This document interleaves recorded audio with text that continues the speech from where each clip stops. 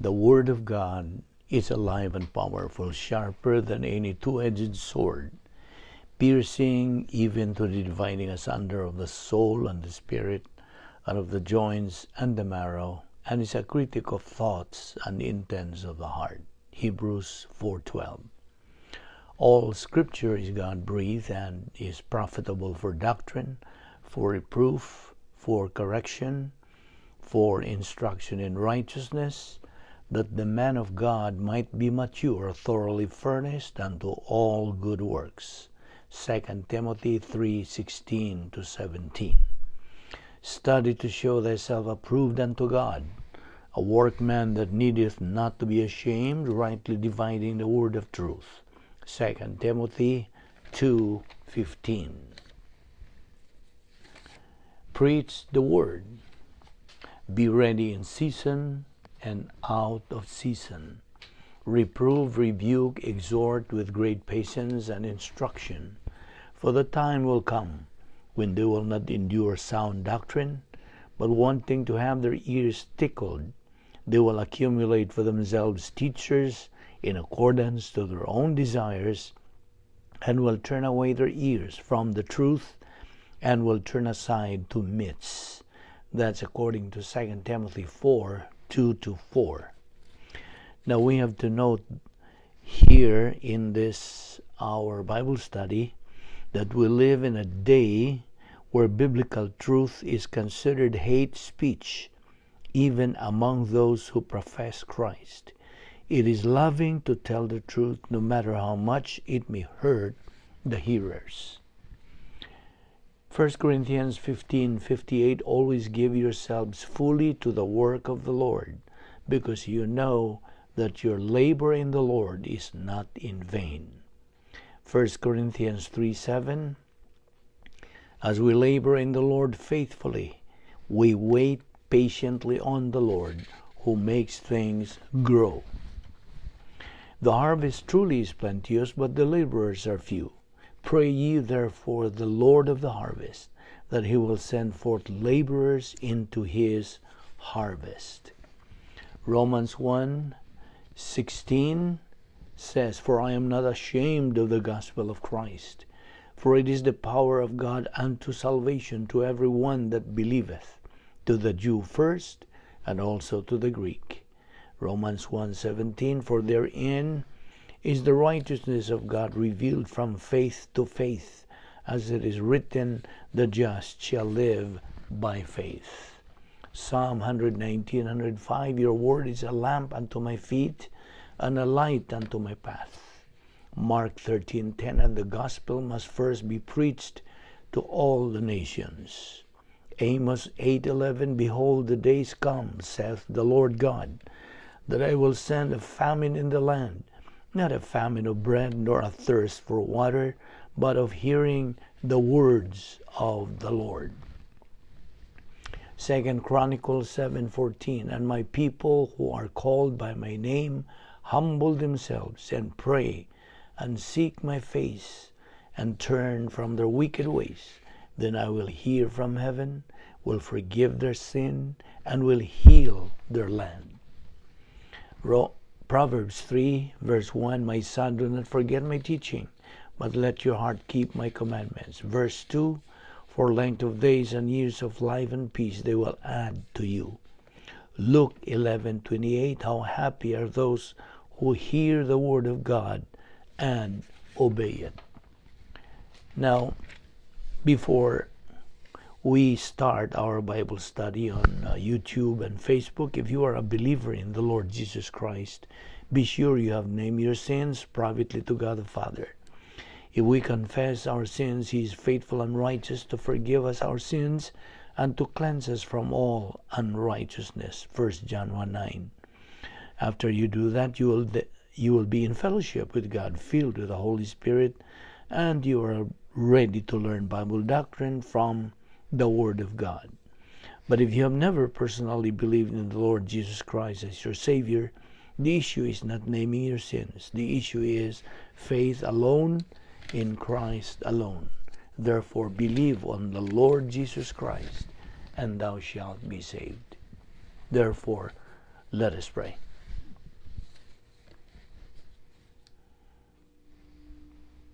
We consider it a privilege, Heavenly Father, to have the freedom and the opportunity of fellowshipping in your word.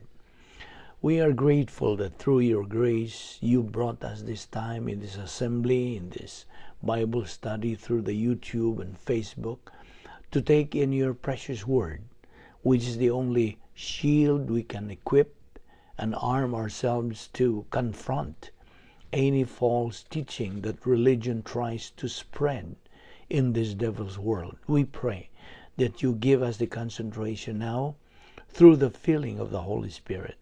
Challenge and motivate us to the things you're going to teach us today. Make these things a blessing to us, O Lord. All this we ask in Christ's name. Amen. Well, maayong buntag o maayong hapon kaninyo, whatever is ang inyong takna diha. We are now in good health. Pagkaron og I hope you are. Gipabuhi pa kita sa Dios, nagaginhawa pa kita. Gumikan lamang kini sa iyang kaluoy, gugma, kortesiya o grasya. We don't deserve it, we don't earn it, nor work for it. Why? It is grace. Karon natong ipadayon ang atong pagtuon niining doktrina sa mga panalangin, the Doctrine of Blessings. Are you ready? So, padayon kita. Now, atong na hisgutan na bahin sa giandam nga mga panalangin sa Dios alang kanatong mga magtotoo. In eternity past, iya na kining giandam. Og kini iyang ibubo sa panahon nga kita makakabot na niya ng ang the stage of capacity na natay katakos sa pagdawat niini. Kay kung bubuan ta niini nga mapatay katakos, we will be miserable. Akong gihatagan kag ihimplo niini as an example, simple kayong ihimplo nga ang bata nga butang ta mga 3 anyos, hatagan nimo naglabihang nindutang sakyanan o kotse. Ang pangutana mo, enjoy ba siya na? Mo pahimos ba siya? Mo enjoy ba? Dili. Kaya wa pa man siya capacity. Mo enjoy lang tingali siya iyang gubon. Tingali iyang dukdukon bugon sa. So wa siya katakos. Mao po nangon sa kakristohanon. Kung wa pa siya makakabot sa iyang pagkatakos, sa iyang pagka-espirituanong paghamtong, dili gyud siya mo enjoy sa mga panalangin. Sumaw kini nga ato kining gilabas sa atong panumduman aron masilsil na nato kining anam nga kini mga panalangin sa Dios nagahuwat lang kini. God is doing as if He is tapping His foot. Nagahuwat siya kanus ang kamo dangat makaabot niya ng ang that stage of capacity by growing in grace and knowledge of our Lord and Savior Jesus Christ. Mo kini nga atong ginahimo, this is the process nga mando sa Dios kanato atong sundon pagpakaon sa atong kalag sa mga pulong niya. Atong tun-an kini adlaw-adlaw. Kay lagi, adlaw-adlaw makitang nagatubo usab. So, patubuon ang atong kalag, hangtod lampasan nato ang 3 levels of spiritual growth. Una niini, baby believer. Ikaduha, adolescent believer. O sa imong pagpadayon, makabot na nimo ang spiritually mature believer. Now, atong hinumduman, nga kining kalibutan na nga gipuy-an nato nga diin gidumala kini sa atong kaaway sa Dios kasi Satanas. Siya may nagdumaan ini. Kining kalibutan na doon na po'y mga pseudo happiness o pseudo blessings. Pseudo meaning mga mini. So sa kining kalibutan na muawat ba, mo imitate sa mga pamaagi sa Dios aron lang gyud sa paglingla sa mga tao, aron lang sa pag-ilad sa mga tao. Apan aron di kita mailad, ang sakto yung guide nato, wag yung laing panalipod o giya nato, mao ang absolutes, the absolutes of Bible doctrine. Ang mga pagtulunan sa Biblia, mao ni gitawag og absolutes. The rest are relative. So sa dihang ang Dios will declare and pronounce you as justified, kay gimatarong ka naman sa diha nga ikaw naluwas at the moment of salvation. He meant, among other things, you are now qualified for blessing. So kitang tanan, mga magtotoo, qualified na for blessing. Okay? Pangutana. Nakadawat ka na ba? Nakadawat mo na ba? Nadawat mo na ba? Nanabay hingabot ninyo nga mga blessing. Tingalig, mangutana po kag unsa man day ng mga blessing nga ihatag sa Dios. Ang problema nako kay wa po ko kay bao og blessing ba na o di na blessing. Okay, atong tanaw ni, atong susihon ni. Kay hasta gani ang mga katalagman ra ba blessing. Di ba ato ning isgutan? Still remember the momentum testing? Usahay manggod, kini ato manggong naandan nga pangunahuna nga ang blessing mga kalipayon, mga kaayuhan, mo'y blessing. Pero moabot na gani nato kanang mga nagkalanlaing mga kasakit, mga katalagman, mga nagkalanlaing mga alantuson o mga bikil sa kinabuhi. Murag di ta maka-imagine nga blessing ka na sila. Di ba? Now, the only way a believer is able to access blessings in undeserved suffering is for the believer to have the spiritual provisions of God to be able to face undeserved suffering. Paminaw inini. Kung wa nimo ang spiritual skills, okay, di gyud nimo mapakpak ang panit sa undeserved suffering aron makita nimo ang unod nga mao ang blessing niya ng mao nga kahitabo sa imong kinabuhi. Listen, this is the doctrine that motivates the advancing believer to persist in learning God's Word inside the operational divine atmosphere. Pagkadako yung usik, dako nga pag-usik atong tawgon ana, kung niining adlaw, niining higayon na ikaw nakasabot nga ingon ini ang kahimtang, unya nabikil ka o muundang ka. You see, ang paagi manlanggod nga atong maangkon kining maong mga saad sa Dios nga panalangin sa ato ang kinabuhi, pinagi manggod sa atong pagpadayon regardless of what circumstances, people and things around us develop our environment. Kaya ang minungdanon man God nga atong makita dinhi mao ang atong espirituhanon nga kahimtang, our spiritual status. As the believer makes the transition from ignorance to cognizance of doctrine, ang magtutuo now creates in his soul capacity for blessing. So therefore, ang blessing di nato mapangayo. Di nato mapangayo ang blessing.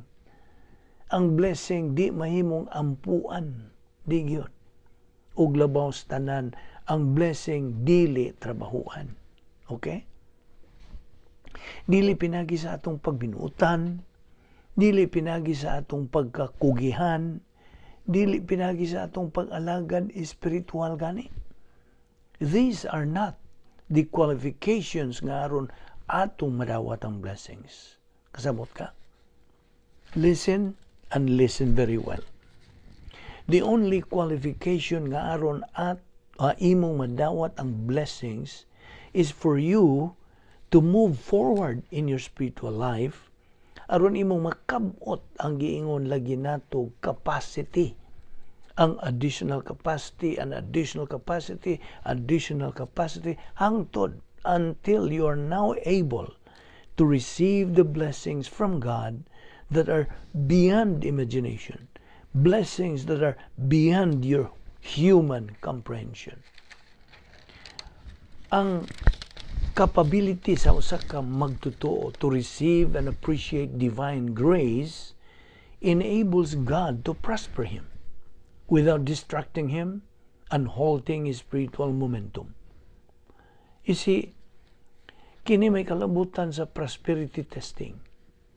Naibaw ka, ang prosperity testing, kung maubot na kini sa magtotoo, dako ra bagyod kaayo ang kapiligruhan nga ang magtotoo may kalimot na sa naghatag siyang espiritual nga pagpadayon, momentum, ug ang iyang tulubagon ingon nga magtotoo.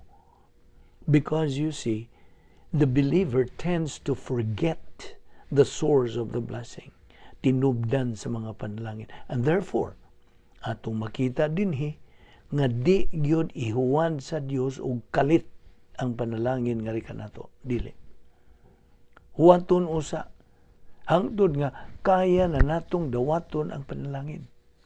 Usa niya ibubo ihuwad nga rika nato ang mga panalangin. Kay kun sa higayon galing ang uban nato moingon og ngano man kung adugay-dugayon man naghatag, ihatag na lang unta ng tanan. Wa na. Di na nato makitaan sud sa simbahan. Tuan na tanan, ga-enjoy na sa ilang mga blessing. Okay? Maunay may tabo. Well, naiuban tingali, nga moingog, di pud na may tabo tingali. You know what? Mas nakaila ba ang Diyos ninyo? Og naibaw ra pag-ayo ang Diyos sa dagan sa inyong kinabuhi. Bisag wa pa mo kaibaw unsay may tabo yun later on. That is the reason why God requires capacity, katakos, nga makadawat ka na niini. So, I hope na kasabot ka na, natugkad na nimo ang buti pasabot nining gisigihan, gipunayan, atong hisgot nga capacity, katakos sa atong pinulungang binisaya. Katakos. Atong gipanghinaot nga nasabtan mo nagmayo kung nganong gikinahanglan man sa Dios nga iya kitang pakabuton niya ng bahin o ang sa katakos, the capacity stage. However, we should bear in mind, we should remember the foundation. And the foundation is your unsa? Your salvation. Ang imong kaluwasan. Kung wa kay kaluwasan, if you do not have salvation, then God cannot pour His blessings on you. Because what did we say here? God can only bless God. Okay? Tingali mo bikil ni si uban. Well, sa gisulti sa Romans 3:23. Kininaganayon sa English, for all have sinned and come short of the glory of God. For all of our righteousness is as filthy rags before God. And God cannot bless that. Can He? Di ka mapanalaginan sa Diyos tungod niya na. Now, og magbinuutan ka, unsa man ang kasiguruhan nimo nga kanang imong pagbinuutan mao na musibo sa sukod sa Dios. Abe? Unsa may imong kasiguruhan nga musibo sa measurement o gauge sa Dios kanang imong pagbinuutan. Dili. Paminaw. Ang musibo ra sa sukod, gauge sa Dios, mao ang iyahara sa Dios. Kitang mga tao, di gyud ta makapasibo sa sukod sa Dios. Di gyud. Kasabot ka? That is why God justifies us in salvation, so that we are given the potential now to be able to reach the measure of our Lord Jesus Christ in our spiritual life only because of the provisions that God has made ready for you in your life. Di man nina. Kita, wag yun tayo mahimo sa atong kaugalingon.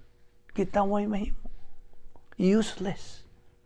If you try to live your life, your Christian life, if you try to live it on your own effort and on your own plan, your own paningkamot, wa gyoy abutan ang maong kinabuhi nimo. Wala. Subo na kung isulti ka na. That is why capacity for Bible doctrine in the soul converts potentials for blessing into reality na. God is going to pour out His blessings on you. But remember again, it is only because you have the imputed righteousness of God. Gisuluban ka namang good sa pagkamatarong sa Diyos. It is only because you are saved and because you are a child of God. And the most important point is, it is only because you now have the capacity to receive these particular blessings in time in your life as a believer. Ayaw pangitang mga panalangin nga wa pa diha. Okay? Ayaw isalikway ang mga panalangin nga gihatag na diha nimo. Na mangupoy uban nga tingali mo ingog, di man ni mao nga akong ipangayo god. Yes, na ubang magtulong nga mo reklamo ingon ana. Imbis na ngayo ko kwarta, gihatagan man noong ko ulcer. Di man ulcer akong gipangayo. Pero paminaw, wa kakakita nga blessing gyapon na. Blessing gyapon na, fellow believer. Na, mao na ibuot na akong ipasabot. Ganihar na kong tagaw-taw bahin ini, nga usahay lagi ang ato manggong pagsabot og blessing, kaayuhan, kalipayon, ug mga kaayuhan ra. And yet, sometimes we miss, mabitaw nga later on sa ato ng pagsugod, pagtuon sa different categories of blessings, many Christians miss blessings coming from God because they already have preconceived notions about what blessings are. Ang problema lang, kaya ang mga Kristohanon, the only way Christians are able to see all the blessings that God has prepared is for the Christian to begin learning how to look at the things that cannot be seen. Until that time, magpili lang yung ka. Di man ni panalangin. Panalangin ba di ay ni? Dili panalangin. And yet, when you possess the capacity, ang tanan nga mo abot niya, ni mo considered good na unsa? Panalangin. Panalangin gyud ka na silang tanan. Kasabot ka. Paminaw pag-ayo ni.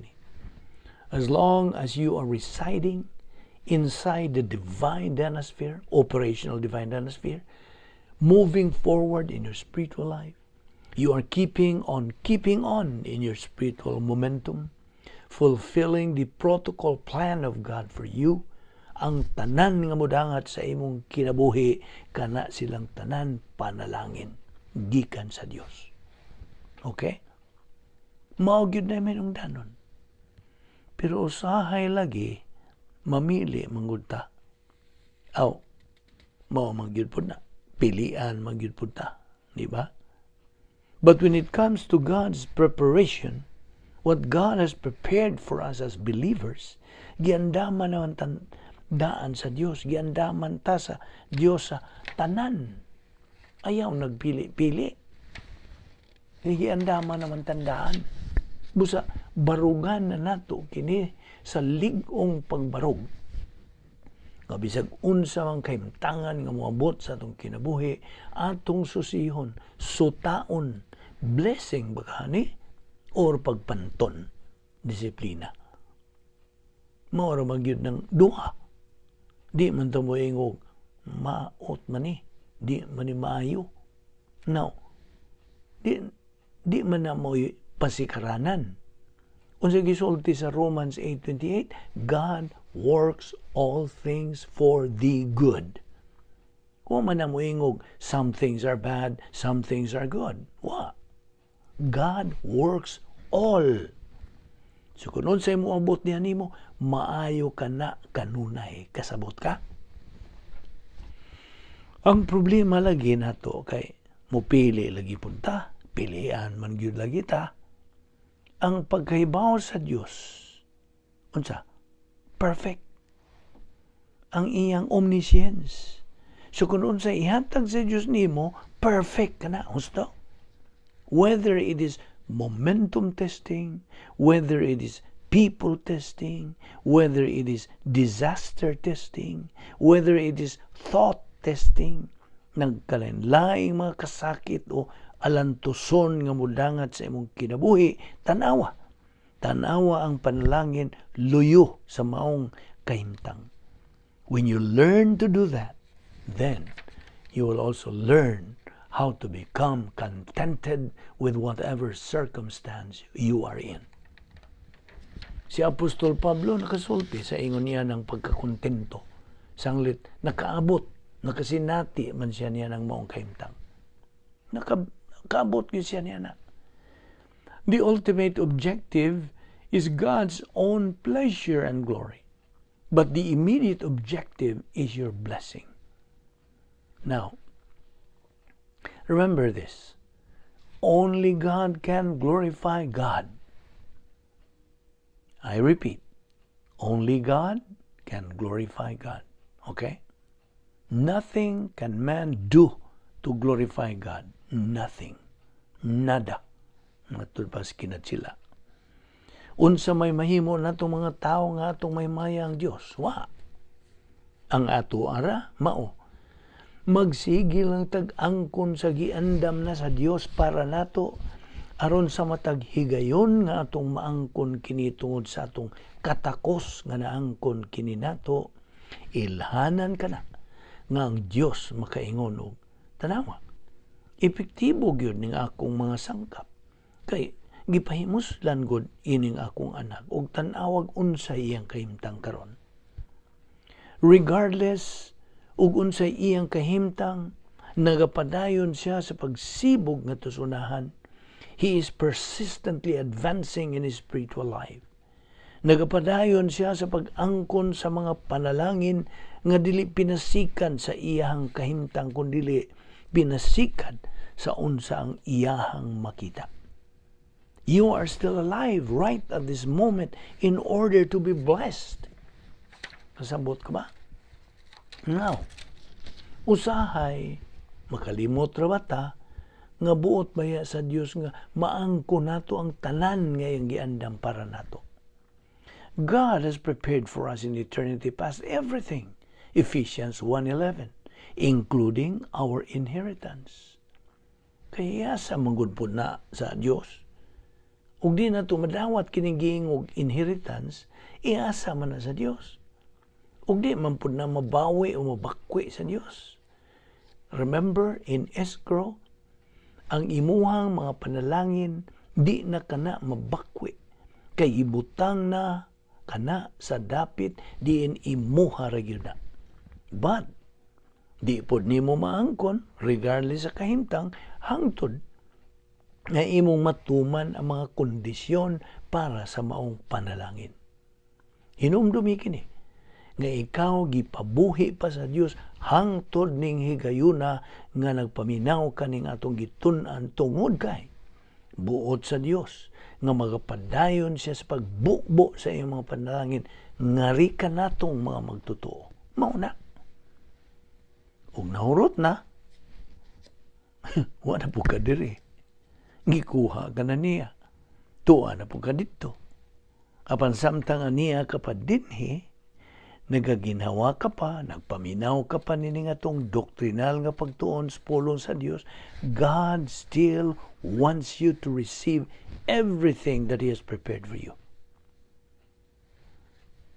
Di ba lami ka na hunaw-naon? Apan paminaw. Ang usapod ka magtotoo nga, nagadumili na. Remember, ang panalangin madawat lamang nimo kung ikaw nagapadayon sa plano sa Dios. Okay? Now, once you refuse, once you reject to move forward, you refuse to gain spiritual momentum in your life as a Christian, unya God in His omniscience, iyang makita ang imong kinabuhi, wa nagyoy padulungan, ingon nga magtotoo. Then we know the 3 stages of divine discipline. Numdum ka. Warning ang Diyos nimo. Sabi nimo tuod, ang Diyos ausikan sa iyang gipangandam para nimo. Warningan ka una. ug di man galing, grabe-grabihan paggamay. Ug di pag yun gihapon, ang Dios mo ingon di naman yun ning anak ka makadawat kay nagpatuyang naman yun siya, lunang sa pagka-reversionista. So, moingon ang Dios niya, ari anak, kuyog na lang nako dire. So at this point, the reversionistic loser believer transfers from phase 2 to asa? Phase 3, through sin unto death. Okay? Well, di ta gusto ana nga may tabo nato, right? Kaya makaingon gyud tag usik ka man tong mga panalangin nga wa niya madawat. Usik gyud pagayo. So, this thing experienced by that reversionistic loser believer will surely become a motivation for all believers to be able to receive everything that God has prepared for you in your life. And as long as you are kept by God alive in the devil's world, then God still has more blessings in store for you. Padayon lang tasunahan. Ang Diyos na mag-igo unsay iyang ihatag nga kanato. Padayon lang. Pero nahibaw na ta. Bisag unsay iyang ihatag nganhi kanato alang gyud na sa atong unsa kaayuhan. To glorify God. Sabot? Tutuki pagayo kining prinsipyo. Ug tungod niya na, indeed, both objectives are one. God is glorified by blessing you. Every time the believer reaches a level in his or her spiritual life, nga doon na siya katakos nga makadawat, that is another step or another nga panghitabo. Another event where the believer glorifies God in his or her life, not because of what the believer has done, but because of what God has prepared for that believer. And now, the believer has received that particular blessing that God has prepared. Og balikon ko sa pagingon, nga dili lagi madag hangyo. Dinhiyo na kita mo hunong og ato kining ipadayon. Ayaw si piyatas pag sunod. Pagsubay nini sa sunod natong panag-uban. O kini atong balikon, grasya kining gihatag sa Dios, aron kita malamdagan pagdugang, labot sa atong pagkinabuhing Kristohanon, nga diin atong gisgutan dinhi ang doktrinas mga panalangin, the Doctrine of Blessings, o pinaagi sa YouTube o Facebook under the Vic Balbido Evangelistic Ministry. Dapit ka gihapon sa pagpahiuban o pagdapit usab sa imong mga higala o mga silingan nga naay kaikag o tinguha sa pagkat-on sa dugang mga kamatuoran gikan sa pulong sa Dios. Atong ibalik pag sulti dinhi nga kining atong ministry we don't belong to any congregation or any religious affiliation. Kini purely nagasubay lang yun unsay gitudlo sa pulong sa Dios. Magampo ta. With our heads bowed and our eyes closed, let us dedicate the closing moments of our Bible study to those of you who are without Christ, without hope, and without eternal life. This is a moment in your life, no matter what you think, no matter what you believe. It is a moment of consideration. It is a moment to put everything out of your mind. Think about the Lord Jesus Christ. Think about His person. What does all this mean? What is Christianity, you might ask? Christianity is Christ. It's a relationship with God through Christ. There's only one way to have that relationship. The scripture says, believe on the Lord Jesus Christ, and thou shalt be saved. Works, mga binuhatan, all the works that you can do have nothing to do with your relationship with God. Nga no? Tungod kay ikaw sa kamakasasala. Because you are not perfect as God is perfect. Because His perfect righteousness has to reject unrighteousness, and you are unrighteous. No matter how many good deeds you do, That's where Christ comes in. That's how important He is, because He is the only one who can present you faultless before God. And how does He do that? Well, miadto siya sa cross. He went to the cross for only one reason: to die. To die for you. To die for every member of the human race. He didn't care whether people rejected Him or not. He died for them. That is God's grace. His absolute grace. And what does that mean, for Him to die for all of us? That means that while He was hanging on the cross, God the Father imputed all our sins, all the sins of mankind to Christ. He took all of your sins upon Himself. And when He did that, He paid the penalty for all of those sins. He paid a penalty demanded by God for sin. Sin is spiritual death. Jesus Christ died a substitutionary spiritual death, so that we don't have to. Hence, when the Scripture says, God so loved the world that He gave His only begotten Son, that whosoever believes in Him shall not perish but have eternal life. Therefore, believe on the Lord Jesus Christ, and thou shalt be saved. Let us pray. We thank You, Heavenly Father, for that so great salvation through Your only begotten Son, the Lord Jesus Christ. May God the Holy Spirit challenge us to execute the unique spiritual life, just so we can attain the capacity stage in the glorification of You. This we ask in Jesus' name. Amen.